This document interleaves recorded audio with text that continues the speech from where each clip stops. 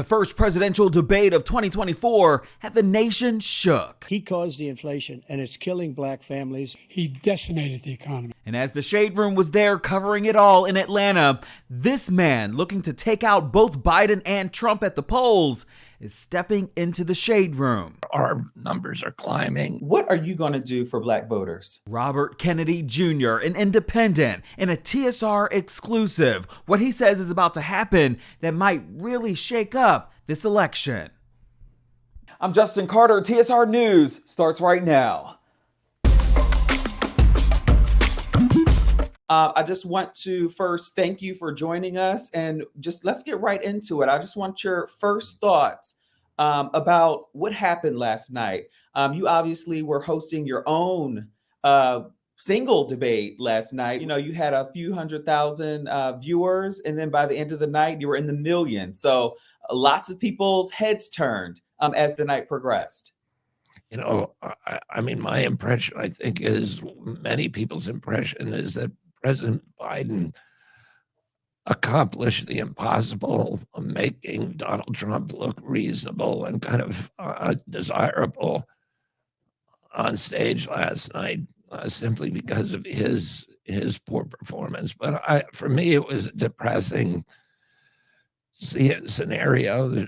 We have 341 million people in this country, and to think that that's those are the best two candidates that the political parties can come up with is depressing. And for the rest of the world, you know, we're the exemplary democracy. We should have a system where the rest of the world can look at us and say, yeah, democracy really works. It's producing these extraordinary people at the top.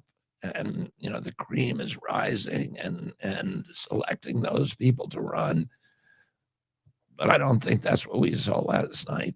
You really blame both President Biden and Donald Trump for inflation and the national deficit. You criticize both their responses to the COVID-19 pandemic, closure of businesses. How do you think you will change and shake up things in the White House? They get angry at each other about guns, about abortion, about the border, about trans rights, and a few other issues, and you know, the felony indictments, et cetera.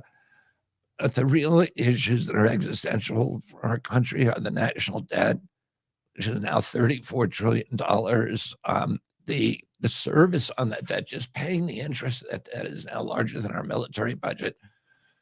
Within 5 years, the cost of interest on that debt will absorb 50 cents out of every dollar we collect in taxes. Within 10 years, 100%. So it's not sustainable. And neither of them could talk about it because both of them are responsible for about half of it.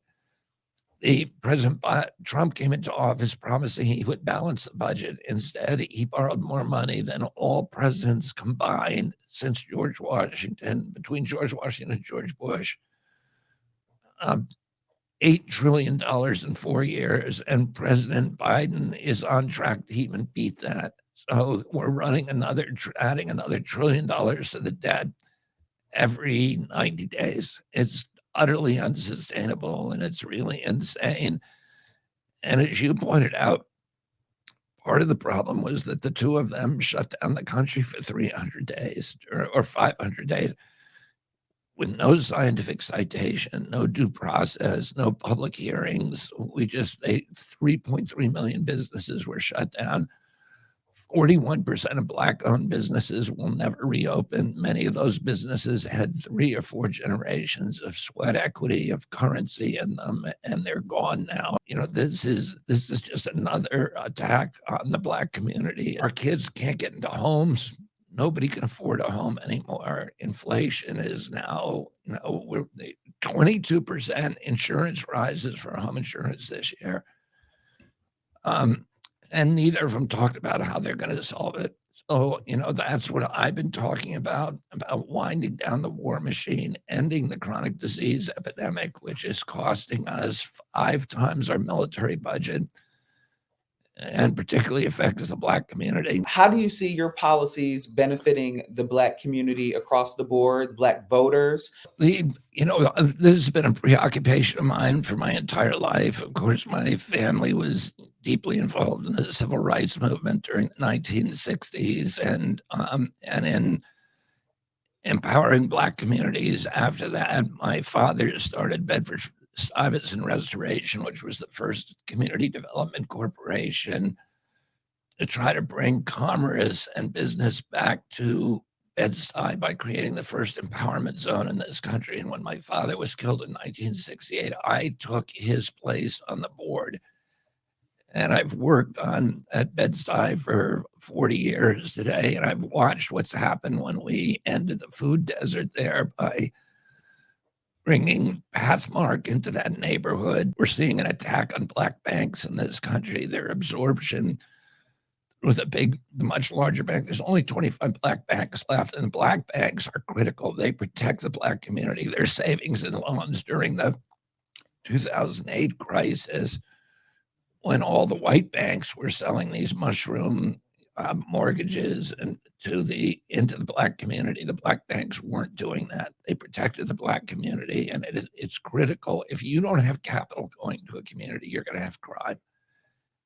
And the Black banks were bringing that in there. And today there's an attack on those Black banks. Moving ahead, it's been said that you are either going to take away votes from Trump or going to take away votes from President Biden. So should they be scared of Robert Kennedy at this moment? Yeah, my plan is to take away votes from both of them and win the election. I take more votes at this point away from President Biden than President Trump. From President Trump than President Biden. About 57% of my followers say that if I left the race, they would vote for President Trump. I think that the Democrats made a very bad mistake of closing out the primaries so other people couldn't run, so Americans didn't have choice. And, their solution now, they have a candidate who can't win, and their solution is to try to get his opponents off the ballot and to do the kind of censorship they did last night of keeping opponents out of the debate.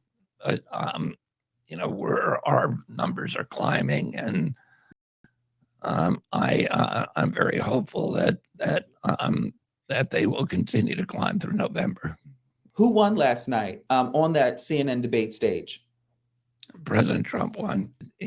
Listen, President Trump is extraordinarily entertaining, and he's a great debater because of his capacity to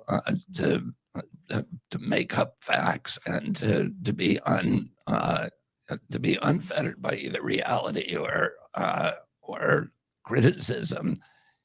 He's very, very entertaining. But last night, President Biden, I think it was a disaster for President Biden. I think people saw how frail he was. So it's scary to think that he's going to get the call at 3:00 in the morning, maybe, that, we all dread, and he has 6 minutes to make a decision that will affect the lives of everybody on this planet. And at that point, he's being pushed down a corridor and down the tunnels under the White House and the bunker by 6 or 7 Secret Service men, and he has to make clear decisions during that period. And you look at him last night, and I think most people who are thinking about that would be worried that he is in any position to make a prudent decision on behalf of all of us. Okay. Robert Kennedy Jr., again, thank you so much for joining us. Of course, we'll be watching this race very closely. Your name, of course, in the mix. And we'll be meeting with you soon, hopefully. So we, again, appreciate you for joining us on the Shade Room. Justin, thanks so much for having me. I look forward to coming back.